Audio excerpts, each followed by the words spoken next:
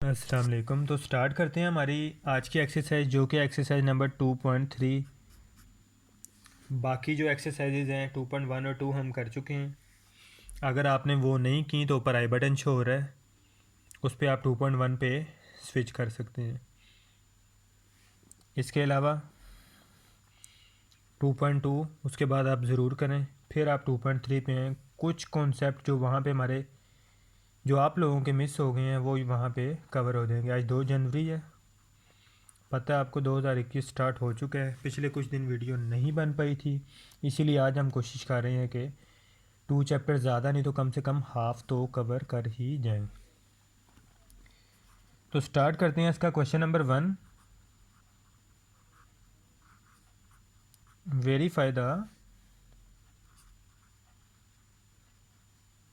Commutative properties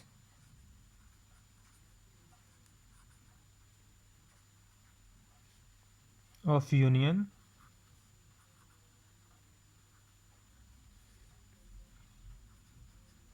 and intersections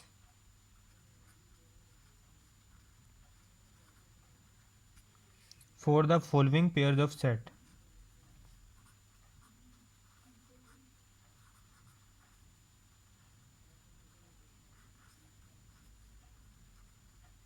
pairs of set कह रहा है हमारे पास जो कि सेट हमारे पास सवाल में दिए गए हैं,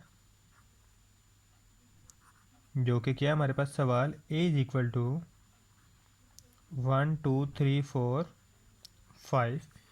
इस पे अप्लाई करो commutative property of intersection B और यूनियन बी, और हमें बताओ कि वो अप्लाई होती है या नहीं होती। अब कम्यूटेटिव प्रॉपर्टी ऑफ यूनियन और इंटरसेक्शन क्या है? यूनियन है कि जो हमारे पास ए यूनियन बी का आंसर आए ना वो इक्वल होना चाहिए बी यूनियन ए के। ये कम्यूटेटिव प्रॉपर्टी ऑफ यूनियन है। और इंटरसेक्शन की प्रॉपर्टी क्या है? जो हमारे पास ए इंटरसेक्शन बी का आंसर आएगा वही हमारे पास बी इंटरसेक्शन ए का आंसर होना चाहिए। तो ये कम्यूटेटिव प्रॉपर्टी ऑफ इंटरसेक्शन है। अगर ये हमारे पास पूरी इस पे उतरता है हमारा कोई चीज़, तो हमारे पास वो क्या होगा, इसको ओबे करेगा। और अगर इसको भी ओबे करता है तो वो दोनों को, मतलब दोनों कम्यूटेटिव प्रॉपर्टीज़ को ओबे करेगा वो सेट। अब दो तरीके हैं, बल्कि बी की वैल्यू पहले लिख लेते हैं फिर दूसरा तरीका डिस्कस करते हैं। अक्सर हमारी रह जाती है वैल्यू, लेकिन कोई इशू नहीं, होता रहता है ऐसा। 4 6 8 और 10 ए और बी की वैल्यू आ गई। ये ला ओबे करेगा तो ये commutative property of union show obey कर रही है। और अगर इसको भी ओबे करती है तो मतलब ये इंटरसेक्शन को भी ओबे कर रही है। तो इन दोनों को इक्वल करना है। अब दो तरीके हैं उसके। सेंटर में इक्वल का साइन रखो, एक तरफ ए यूनियन बी लिखो, दूसरी तरफ बी यूनियन ए। नीचे उनकी वैल्यू लिखो और नीचे उनको यूनियन कर दो, एक तरीका। दूसरा ये कि आप डायरेक्टली, अब छोटी क्लासेस में हम ये करते थे, पहले ए यूनियन बी लिखते थे, फिर इज इक्वल टू, फिर ए की वैल्यू यूनियन बी की वैल्यू। इतना लंबा चौड़ा करते थे। ये 2.3 या शॉर्ट क्वेश्चन की हद तक है, तो शॉर्ट क्वेश्चन की हद तक ही इन्हें रखते हैं। A union B is equal to हमारे पास क्या है, बी यूनियन है। तो ए यूनियन बी की डायरेक्ट वैल्यू अगर निकालने को कहूँ तो आप लोग निकाल लोगे। क्या आएगी वो हमारे पास, ज़रा फोकस होके देखना है कि 1 2 3 4 5 तक तो हमारे पास सिंपल एज इट इज़ की एज इट इज़ आएगी। 1 2 3 4 5 तक तो हमारे पास एज इट इज़ की एज इट इज़ आएगी। आगे क्या है, 6 8 10, तो 6 8 और 10। बी यूनियन ए की भी वैल्यू निकाल लेते हैं। वो क्या है हमारे पास, फिर से वही आपको पता आ जाएगा। 1 2 3 4 5 एज इट इज़ का एज इट इज़, और नीचे वाला 6 8 10। तो दोनों सेम नहीं आ गई। यहाँ पे आप लिख देंगे A union B is equal to B union A. ये ज़रा हमारे सारे चैप्टर्स कंप्लीट हो जाएं, फिर मैथ ट्रिक्स पे ना कुछ वीडियोस बनाएंगे जिसमें कैलकुलेटर की ट्रिक्स भी डिस्कस करेंगे, स्क्वायर रूट, स्क्वायर और इससे रिलेटेड काफ़ी सारी टिप्स जो कि पेपर में काफ़ी काम आ सकती हैं आप लोगों के। और बी यूनियन ए। अब ए इंटरसेक्शन बी और बी इंटरसेक्शन ए, दोनों का इंटरसेक्ट करने पे क्या चीज़ हमारे पास कॉमन आ रही है? ए इंटरसेक्शन बी, दोनों को देखो तो क्या चीज़ कॉमन है? सिवाय 4 के कुछ भी कॉमन नहीं है। लो जी 4 आ गया। बी इंटरसेक्शन ए, इसमें भी अगर देखा जाए तो 4 के अलावा कुछ भी कॉमन नहीं, तो ये भी इक्वल नहीं आ गया? तो ये हमारे पास ये भी इक्वल आ गया। तो इसका आंसर क्या आ जाएगा? A intersection B is equal to B intersection A. ये हमारे पास हो गया सवाल खत्म। सेम ये हमारे पास एग्जाम्पल नंबर 1 के लगभग एग्जैक्टली मिलता जुलता सवाल ही है, जो पेज नंबर 43 पे भी मौजूद है। अब आ जाते हैं इसके नेक्स्ट क्वेश्चन पे।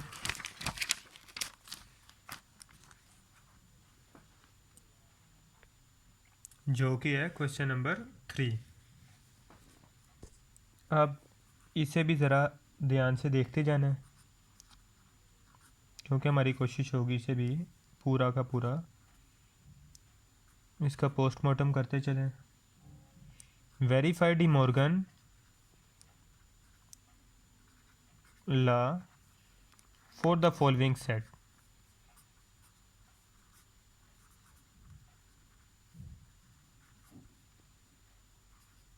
कह रहा है डी मॉर्गन लॉ पे मुताबिक हमारे सवाल का बताएं कि डी मॉर्गन लॉ पे ये इस पे अप्लाई होता है, तो हमारा वाकई में प्रूफ हो रहा है कि नहीं हो रहा। साथ ही वो तीनों चीज़ों की स्टेटमेंट भी दे रहा है कि u की value 1 2 3 up to so on 20। दूसरी चीज़ वो कह रहा है हमारे पास है a, जिसकी वैल्यू वो कह रहा है 2 4 6 अप टू सो ऑन 20, मतलब सारे इवन नंबर 20 तक। और b की वो वैल्यू कह रहा है 1 3 5 अप टू सो ऑन 19, मतलब सारे के सारे ओड नंबर 19 तक। यहाँ तक किसी को कोई इशू वाली बात बिल्कुल नहीं होनी चाहिए, क्योंकि हमारे पास सीधी सीधी वो इक्वेशन पूछ रहा है। अब अगर आपको याद हो ना, अगर नहीं याद तो भी देख लो। जो डिमॉर्गन लॉ है, डिमॉर्गन लॉ की दो स्टेटमेंट है।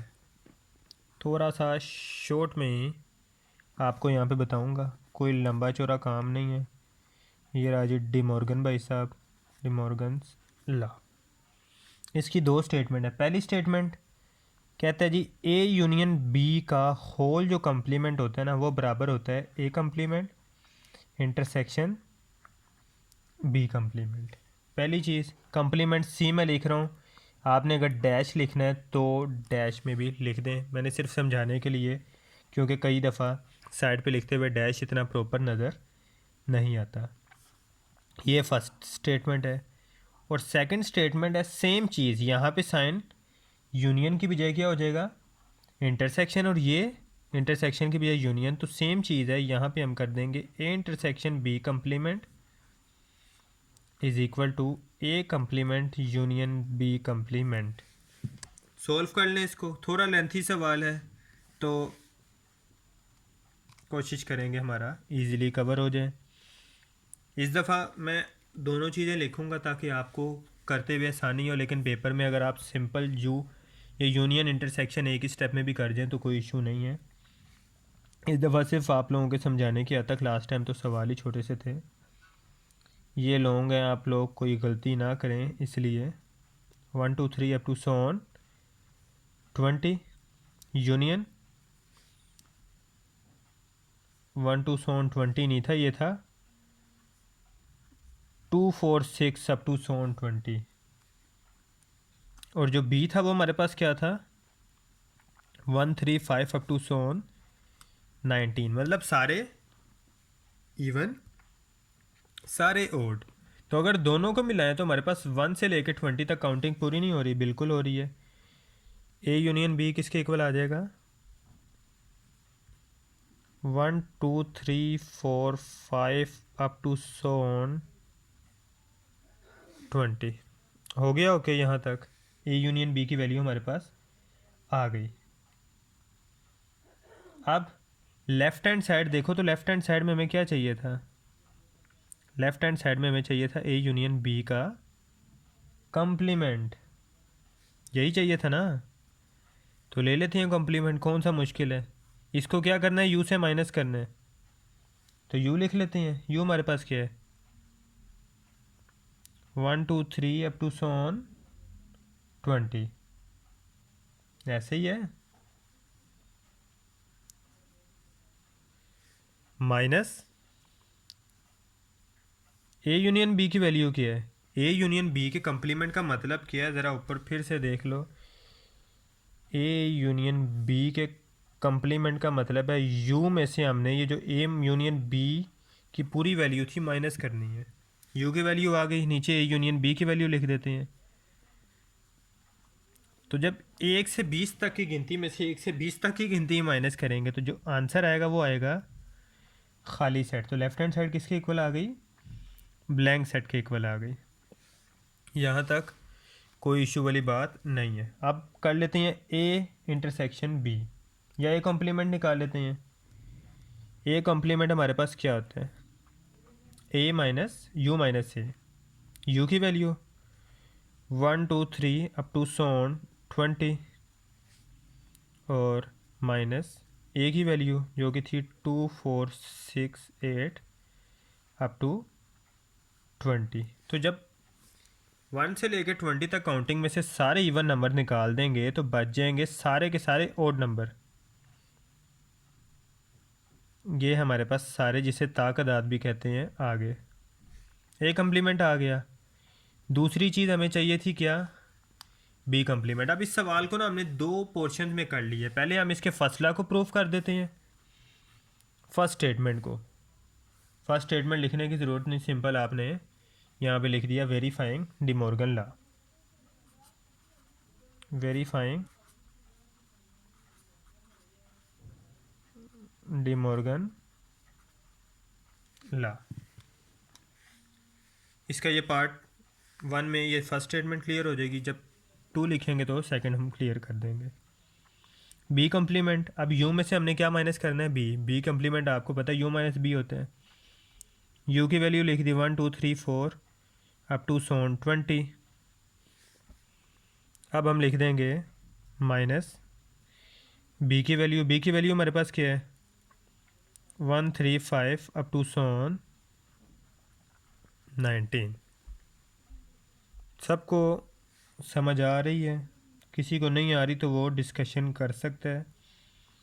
इसका आंसर आ जाता है हमारे पास 2 4 6 8 अप टू सोन 20, मीन सारे इवन नंबर बच गए। अब हमें राइट हैंड साइड में क्या चीज़ चाहिए थी, राइट हैंड साइड किसके इक्वल थी, A complement intersection B complement. तो दोनों की वैल्यू लिख लेते हैं। ए कम्प्लीमेंट की वैल्यू हमारे पास क्या आई है, डैश ही यूज़ कर लेते हैं। 1 3 5 up to so on 19 intersection 2 4 6 up to so on 20। जब दोनों का इंटरसेक्शन लेंगे यहाँ पे भी हमारे पास क्या आ जाएगा, ब्लैंक सेट, जो कि राइट हैंड साइड है। तो यहाँ पे हमारे पास लेफ्ट हैंड साइड और राइट हैंड साइड इक्वल आ नहीं गई, बिल्कुल आ गई। Left hand side is equal to right hand side, hence proved. अब हमें इसका सेकंड स्टेटमेंट क्लियर करनी है, तो चलिए आइए सेकंड स्टेटमेंट क्लियर कर देते हैं।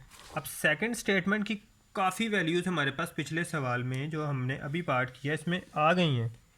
जब एक ही सवाल में हम दो पार्ट कर रहे हैं तो क्यों हम वैल्यूज़ बार बार निकालें, जब हमारे पास फर्स्ट थिंग में वैल्यू आ नहीं गई। तो बिल्कुल आ गया, ए कम्प्लीमेंट की भी वैल्यू आ गई है और बी कम्प्लीमेंट की भी आ गई है। यहाँ पे सिर्फ हमें क्या चाहिए, ये स्टेटमेंट है, इसकी दोबारा से डिस्कस कर दूँ। A union B complement is equal to A complement inter union B complement.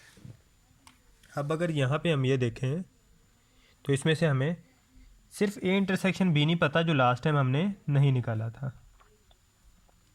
ए की वैल्यू लिख लेते हैं, क्या थी, 2 4 6 8 अप टू सोन 20। अब बी की वैल्यू 1 3 5 अप टू सोन 19। जब इसकी इंटरसेक्शन करेंगे तो पहले से ही आंसर क्या आ जाएगा, blank set. A intersection B का आंसर क्या आ गया, ब्लैंक सेट आ गया। अब हमें क्या चाहिए, ए इंटरसेक्शन बी का कंप्लीमेंट। तो ये हमारे पास लेफ्ट हैंड साइड के इक्वल था, left hand side is equal to A intersection B का कंप्लीमेंट। ए इंटरसेक्शन बी का कंप्लीमेंट का मतलब है यू में से हमने ए इंटरसेक्शन बी की वैल्यू माइनस करनी है। तो यू की वैल्यू क्या, 1 2 3 अप टू सोन 20। जिसको जो सवाल आता है वो स्किप करके वीडियो फॉरवर्ड करके आगे भी जा सकता है। पीछे से कुछ समझ नहीं आई तो वो वीडियो रिवर्स करके बैक से भी देख सकते हैं आप। माइनस करने के लिए कुछ है ही नहीं है। फर्ज करो ऊपर दे दिया जाए आपके पास 1, नीचे कोजी 0 से माइनस करो तो 1 माइनस 0 तो 1 ही होता है। तो यहाँ पे हम क्या करेंगे, जब नीचे बिल्कुल कुछ नहीं है, 0 है, तो ये हमारे पास स्टेटमेंट एज इट इज़ की एज इट इज़ आ जाएगी। और ये हमारे पास क्या आ गई, लेफ्ट हैंड साइड। अब ए कम्प्लीमेंट की भी वैल्यू मौजूद है और बी कम्प्लीमेंट की भी मौजूद है। तो सिंपल हम राइट हैंड साइड लेते हैं क्योंकि दोनों की वैल्यूज़ तो हमारे पास मौजूद हैं। A complement union B complement. यहाँ पे किसी को कोई इशू वाली बात तो नहीं। ए कम्प्लीमेंट का आंसर क्या था, आइए झांक आते हैं।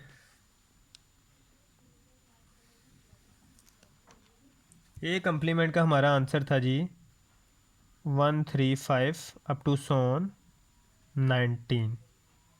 यूनियन बी कम्प्लीमेंट का हमारा आंसर क्या था, वो था हमारे पास 246 अप टू सोन 20।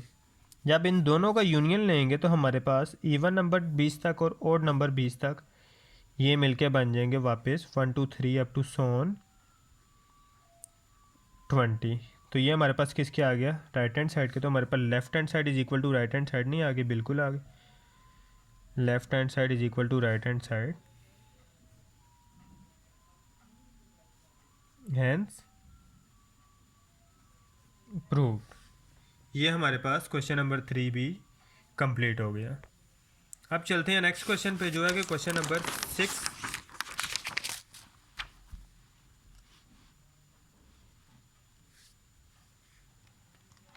तो क्वेश्चन नंबर 6 पे आ जाते हैं जिसकी स्टेटमेंट है टेकिंग एनी सेट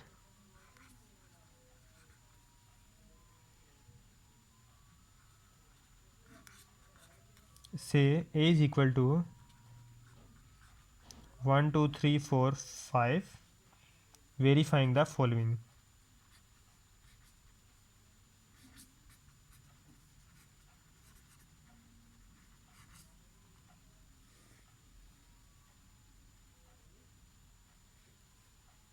अब वो कह रहा है ये हमारे पास ए की वैल्यू है, जो हम चीज़ें बता रहे हैं उन्हें प्रूफ करते जाओ, ख़त्म। वेरीफाई करो आंसर आ रहा है कि नहीं आ रहा। दूसरी चीज़ वो कह रहा है जी इसकी थर्ड स्टेटमेंट में या थर्ड पार्ट में A intersection A is equal to A. दोनों को वेरीफाई कर दो कि भाई वाकई में ये है, सिर्फ आपने पक्का करना है।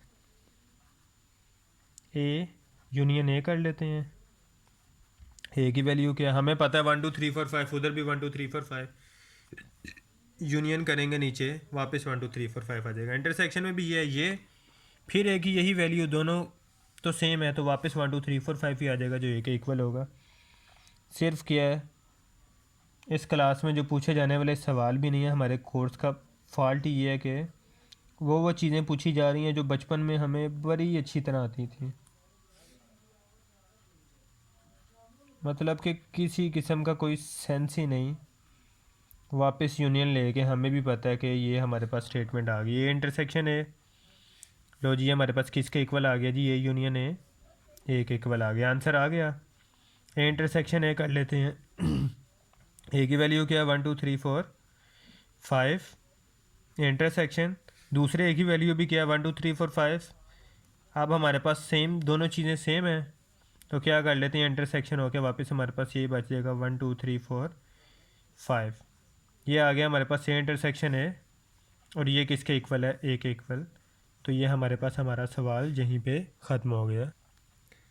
तो चलते हैं नेक्स्ट क्वेश्चन पे, जो कि हमारे पास क्वेश्चन नंबर 7। कोई इशू वाली बात नहीं, सिंपल। जब हम बाकी सवाल करते चले जा रहे हैं और समझाते हैं तो ये भी समझा ही देंगे। क्वेश्चन नंबर 7 की स्टेटमेंट है, if u is equal to 1 2 3 4 5 up to so on 20 and a is equal to 1 3 5 up to soon 19, verify the following। अगर वीडियो अच्छी है और वाकई में समझ आ रहा है तो कोशिश करनी है कि बाकियों तक भी पहुंचाएं, क्योंकि अच्छी चीज़ जितने ज़्यादा लोगों तक पहुंचाएं अपने साथ साथ दूसरों का भी फ़ायदा ज़रूर होता है। ख़ास तौर पे अपने दोस्तों को, वैसे तो कोई फिल्म वगैरह शेयर करते ही हो, ये भी कर लिया करो। अब यहाँ पे हमारे पास दो चीज़ें हैं, ए और ए कम्प्लीमेंट। ए तो हमारे पास पता है, हमारे पास वैल्यू है। ए कम्प्लीमेंट निकाल लेते हैं, जो कि क्या होता है, यू माइनस ए के, तो यू की वैल्यू लिख लेते हैं 1 2 3 अप टू सोन 20 माइनस ए की वैल्यू 1 3 5 अप टू सोन 19। इनमें से अगर इसमें से ये माइनस करेंगे, ये सारे ओड नंबर हैं, तो सिर्फ रह जाएंगे even number 2 4 6 up to so on 20।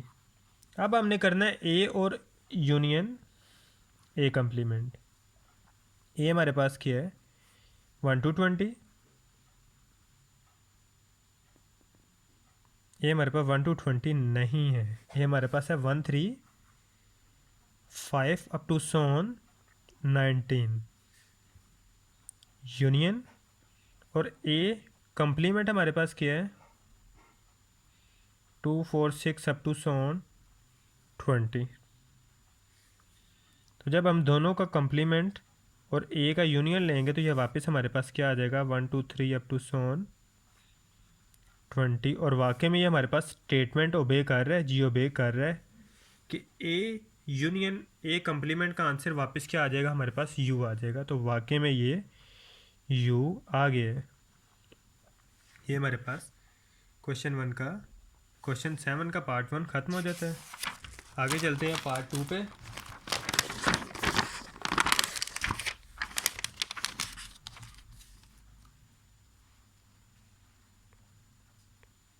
तो जल्दी से पार्ट 2 करके इसका भी एंड करते हैं, और बिल्कुल हम चैप्टर की एंडिंग के, चैप्टर नहीं एक्सरसाइज के एंडिंग के करीब करीब हैं। सेकंड स्टेटमेंट है, वो कह रहा है ए इंटरसेक्शन यू है ना, वो वापस ए के इक्वल आ जाएगा।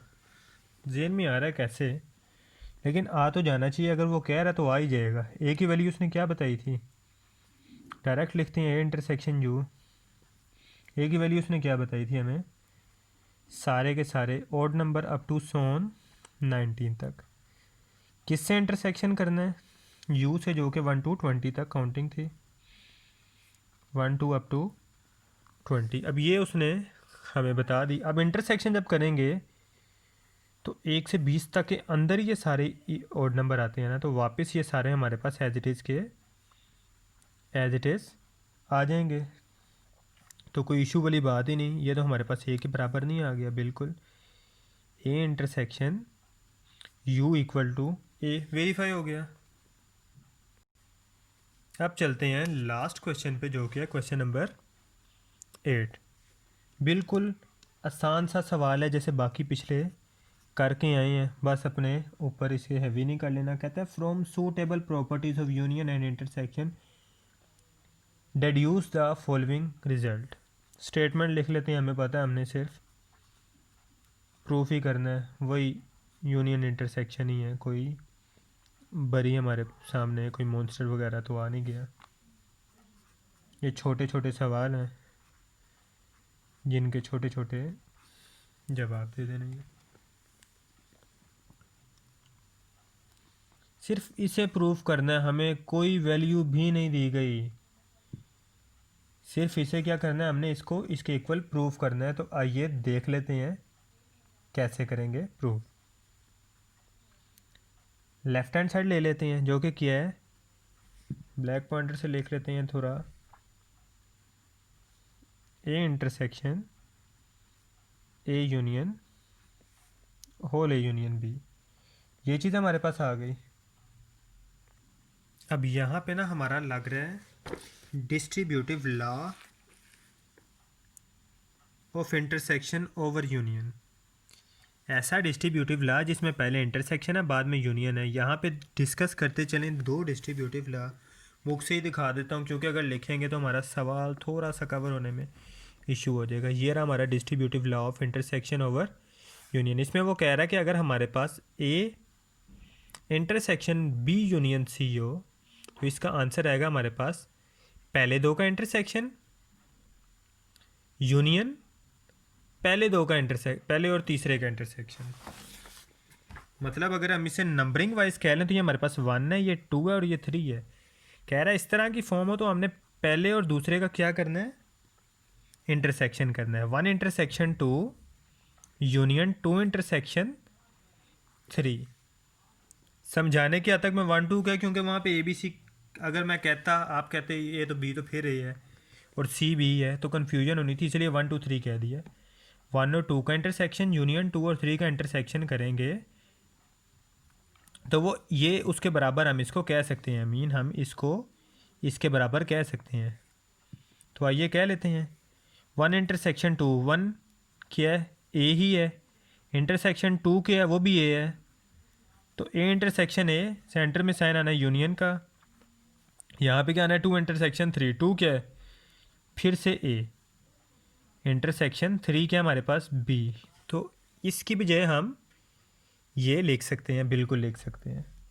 साथ हम लिख भी देते हैं ये कौन सा डिस्ट्रीब्यूटिव लॉ है। डिस्ट्रीब्यूटिविटी या तो छोटा सा लिख दें डिस्ट लॉ, सिंपल सा पता चल जाएगा, या फिर कंप्लीट ही लिख दें यहाँ पे डिस्ट्रीब्यूटिविटी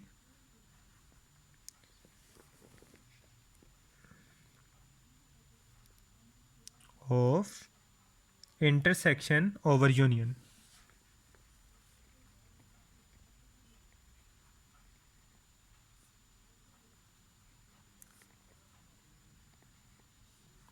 या तो ये लिख दें या शॉर्ट फॉर्म में लिखना है तो डिस्ट्रीब्यूटिविटी लॉ या फिर डिस्ट लॉ भी आप इसको लिख सकती हैं। दोनों में से जो मर्ज़ी टर्म यूज़ कर लें।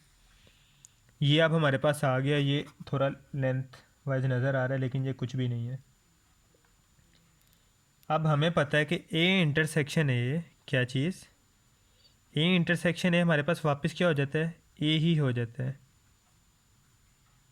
और बाकी हमारे पास यूनियन का साइन, और यहाँ पे हमारे पास क्या रह गया, ए इंटरसेक्शन बी। और अगर देखा जाए तो ये वापस हमारे पास राइट हैंड साइड आ गई, इज़ इक्वल टू हमारे पास क्या हो गया राइट हैंड साइड, और ये हमारे पास प्रूफ हो चुका है, हैंस प्रूव्ड।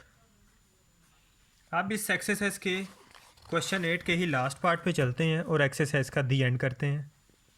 नेक्स्ट टाइम मिलेंगे एक्सरसाइज नंबर 2.4 के साथ, और वो बहुत ज़्यादा इंपॉर्टेंट एक्सरसाइज है। एक लॉन्ग क्वेश्चन हर साल ज़रूर आता है उसमें से, अगर उसमें से ना आए तो उससे अगली एक्सरसाइज में से आ जाता है, लेकिन वो सारी की सारी एक्सरसाइजेज ही अगली इंपॉर्टेंट है लोगों के हिसाब से। मतलब स्विच होता रहता है लेकिन उन्हीं में से सवाल आता है, तो कोशिश करनी है उसे अच्छे से करना है। और अगर अगली एक्सरसाइज करोगे तो उससे अगली एक्सरसाइज समझ आएगी, ये भी ज़रा याद रखना। अगली एक्सरसाइज होगी तो उससे अगली एक्सरसाइज समझ आएगी। और जिसने ट्रिग्नोमेट्री का पोर्शन करना है, 9 chapter complete, 10 chapter complete, 11 12 13 14 complete, पूरी की पूरी प्लेलिस्ट मौजूद है। आप जाके उस पूरे को देख सकते हैं। लगभग 50 मार्क्स से ज़्यादा का पेपर उसमें से आता है, उससे नंबर लेना भी आसान है और ज़्यादातर के जवाब देना भी आसान है। तो आइए पार्ट 2 सॉल्व करते हैं और दी एंड करते हैं। यहाँ पे भी सेम लॉ लग रहा है, सिर्फ वहाँ पे लग रहा है डिस्ट्रीब्यूटिविटी इंटरसेक्शन ओवर यूनियन, यहाँ पे union over intersection. Left hand side किसके इक्वल है, A union A intersection B. अब यहाँ पे सेम लॉ लग रहा है, पहले वाला लॉ क्या था, ये था पहले इंटरसेक्शन वाला ला था, अब यूनियन वाला लाया। यूनियन वाला ला कह रहा है अगर वन वाली चीज़ टू वाले के साथ यूनियन हो रही हो और अंदर इंटरसेक्शन में टू और थ्री वाली चीज़ मौजूद हो, तो हमारे पास आ जाता है one union two intersection one union three, one two और थ्री। अगर वन टू थ्री नहीं हो तो हमारे पास जो पहले दो का यूनियन हो, इंटरसेक्शन करो पहले तीन से, तो वो हमारे पास दोनों चीज़ें ये इक्वल हैं। ये हमारे पास distributivity of union over intersection है। यहाँ पे अब हमने सेम लॉ अप्लाई करना है, तो आइए अप्लाई करते हैं। पहले हम स्टेटमेंट वो लिख लेते हैं ऊपर वाली, वन यूनियन टू। वन क्या हमारे पास ए यूनियन टू, हमारे पास क्या है फिर से A. Intersection one union three, one हमारे पास है ए यूनियन थ्री है हमारे पास बी। यहाँ तक सबको क्लियर है, इशू वाली यहाँ तक कोई बात नहीं। यहाँ पे हम लिख लेते हैं distributivity of union over intersection.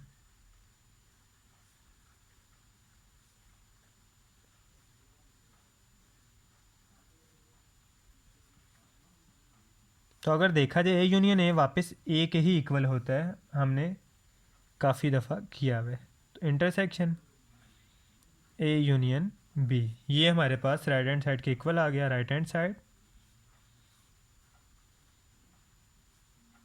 Hence proved. यहाँ पे हमारी एक्सरसाइज नंबर 2.3 बिल्कुल कंप्लीट होती है। नेक्स्ट टाइम मिलेगी एक्सरसाइज नंबर 2.4 के साथ। अगर काम अच्छा चल रहा है तो कोशिश कीजिए खुद भी करें और दूसरों को भी बताएं, ताकि वो भी फ़ायदा हासिल करें। बाकी यह 2.4 काफ़ी ज़्यादा इम्पोर्टेंट है, कोशिश करनी है कि साथ साथ चलना है और बेहतर तरीके से चलना है। मेरी कोशिश है कि मैं एक एक दिन में एक एक्सरसाइज तो नहीं, आज हमने 3 कर ली हैं, और मैं भी कोशिश यही है कि जो लेंथी चैप्टर हैं 2-2 दिन में कंप्लीट कर लें, और जो बाकी सिंगल चैप्टर हैं वो हम एक एक दिन में कंप्लीट करते चले। बाकी मिलते हैं इंशाल्लाह नेक्स्ट वीडियो में। अल्लाह हाफिज़।